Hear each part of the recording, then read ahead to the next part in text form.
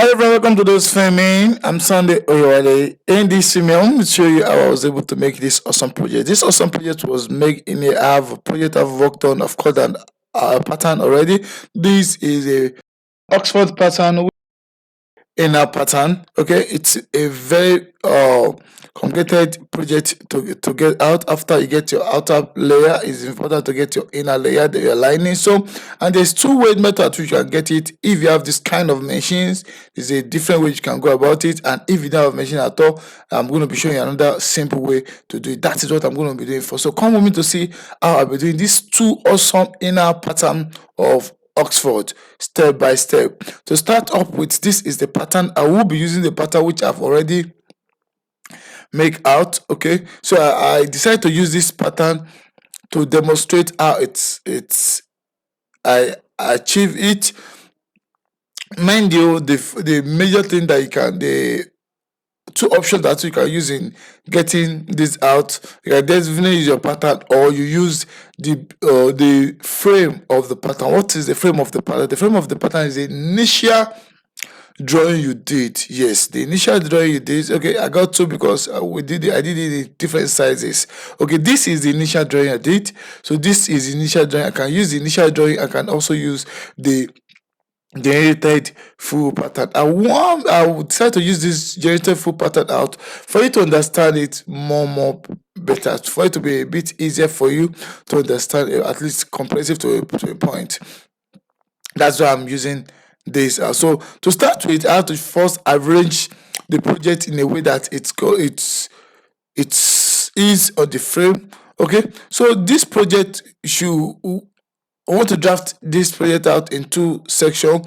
The both designs gonna come out into two pieces, the front and the back. This method, I'm drafting the back first.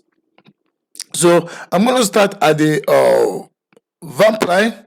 The vamp line is where I'm going to disconnect this from the back to the front.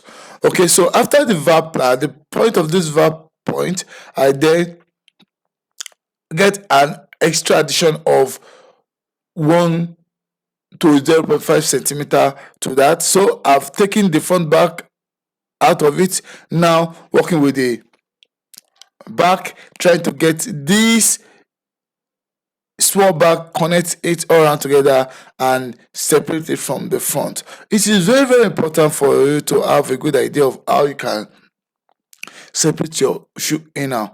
Why? Because there are different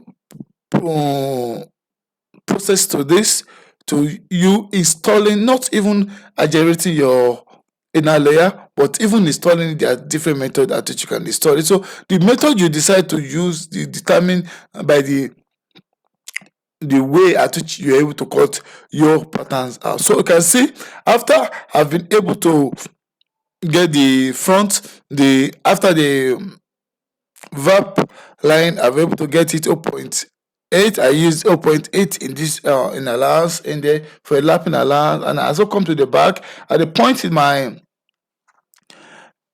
back is joining together, I also draw a straight line. So in there are three straight lines. The first straight line at the back, this other straight line at the joining closing of the Oxford at the insteps. Okay, so after I've done that, I then need to cut this out. Mind you, when I'm doing all this, earlier I've also added the lasting allowance, so there's no need for me adding any lasting allowance, because I am using a complete pattern. The pattern that has been fully completed is what I'm using to generate this project. So since I'm using that, I don't need to add any lasting allowance to it. It is the allowance that I've added to the full pattern is what I'm also using on the project. Okay, another thing that is very important to add is that uppermost layer of the pattern is very important to add an SS. The SS can vary. The SS can vary from 0.5 to 1 centimeter. The reason for this SS is that as an inner, you can't cut at accurate of your upper. Your major upper you can't cut at exact of it. You have to put an allowance. The allowance is a stitching allowance, so it can be overlapped. Once you are dropping, trying to lap it, trying to install the inner layer, then there must be a gap, a gap in there, so it can hold in very well. So if you do it exact, it might not be so easy to stitch. So all on the top of the pattern around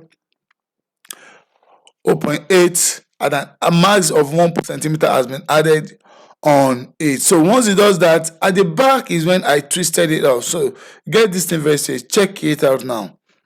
It's at the back of the pattern. That is where I was able to fold it up. Okay, so now is at the same line at the back which I folded, and is on that same line at which I folded it now. So that is helping me to achieve the other side of the pattern. Then I didn't just trace on the exact pattern, I'm cutting out on the last part of it. But during the lacing portion, I'm not adding an extension. So this is no extension on the lacing part, but a little bit extension on the instep section of it.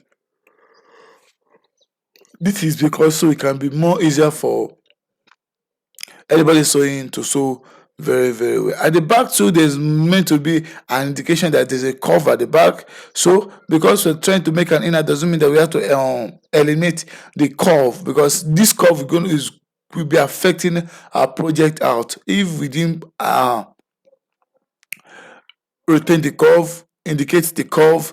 Anybody stitching might not stitch it very right, so might not remember to put those curve if we didn't add it on it. So after adding that, the next thing is then come over and then indicate the joining part.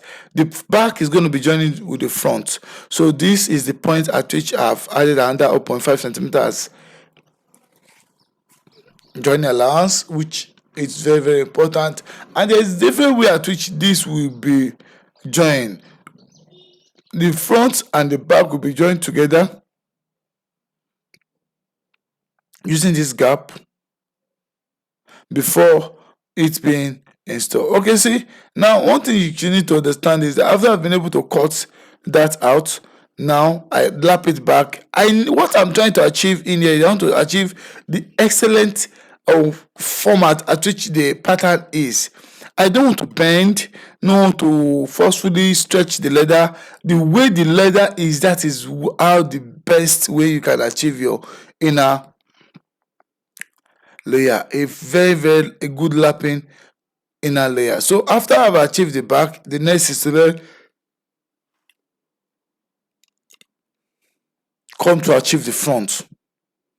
Okay, so this the back one which I had is a back I did. Now you want to use that to now achieve the front. So I will also be drawing a straight line on that, which I will use to twist the other side of it and achieve it. So and another indication is that I have to indicate where the back got to. So after I've achieved those two, then the next is then to come and cut it out. The front part is a bit easier to achieve because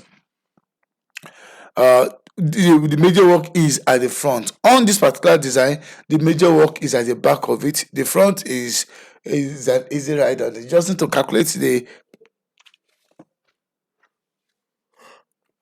point at which is going to lap together. So after I've been able to achieve this and cut this out, remember I said again, I'm not going to be adding any lasting allowance. All lasting allowance have already been added on it. Okay, see here, I've cut that out and I've joined my paper out. See, this is what I get. So see this point, this is just how you get it. This is just one design of it, and then if I add this and put the frame of the pattern on it, I will be getting the exact. If you're not getting this, then you've not gotten it. So now after I've gotten it, let me kind of show you another method at which you can get this same thing out. This same thing out, you can get it out. That's what I'm going to show you again right now. So this is a method 2. It's also as simple as, though a bit kind of technical to be compared to the this very one. So a bit technical, but what is just the difference is that why I cut front and back in there in the one I want to do now, I'm also be cutting front and back, but the ratio of the front and back to the ratio of the one which I've cut is quite different. So your straight line is very important because you want to cut the two sides out equally. So I will use the same pattern which I use, so we'll compare all the results if you are right or not. So I'm going to draw that straight line, follow that straight line, but instead of me drawing it and having my lateral line, verb line, or instep line formed up, I first draw the line straight, the front part of this section of it. I first draw it straight on the line, then I move to the back and then bend it. Yes, I'm bending it. See, I'm bending it on the straight line. I'm bending it on the straight line. Get to see how I'm bending that on a straight line. So after bending it on the straight line, I'll now go to the back of my project and get a portion out of it. The portion I'm getting out of it is 2.5 centimeter, 5 centimeter, or 2.5 inches. 5 centimeter is okay for you. So I get a 5 centimeter out of my full project of the shoe. So that means that I'm cutting a full last minus 0.5 centimeter. So what's happening here? You can understand that I bent the project earlier time. So that means the edges are not rhyming, but I cannot get an inner why the edges is not rhyming. So that was why I had to use ruler to connect the baseline together. After I connect the baseline together, the next step is then fold it up and get the two sides all together. Yes, the same space I didn't put, which is the last allowance, I will not add.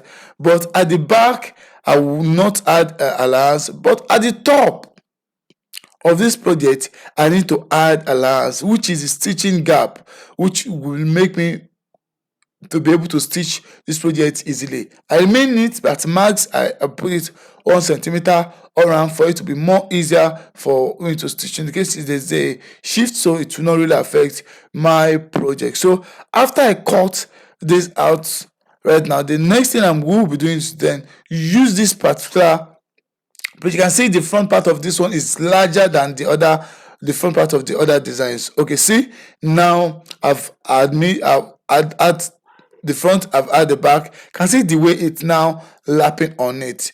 This, you have to watch this. If you are not achieving this, then you are not really getting the process. So the portion at which remains is the 2.5 centimeter, which was subtracted in the first initial part time. That is what I'm doing now. So as I said, the pattern is in two pieces, the front piece and this back part. The two method comes in two pieces, the front and the back. So now the upper allowance must be there.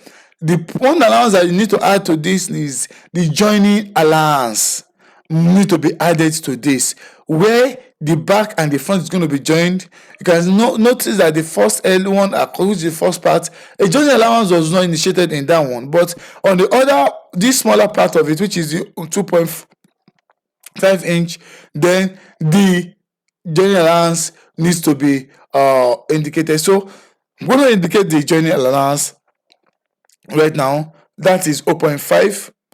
And then I'm going to cut the base. No lasting allowance, as I've been saying, no lasting allowance. The last allowance has been stored in the full pattern. So it is as easy as this. At the time I indicate the joining allowance, then this is done. Can see now, this is the portion at which is going to use to join. So I've gotten the other design of my Oxford inner layer out. As you can see, all these videos, you've learned something from this video. I'd like to give me a thumbs up, share, like, subscribe to my channel, so for you to see videos like this again on these platforms. You can see the two patterns I've just achieved with the two methods of cutting an inner layer. I've just achieved with the same pattern. The first one which I've cut out, if you are not using your you don't have a machine to crap, then that is for it. You're using hand.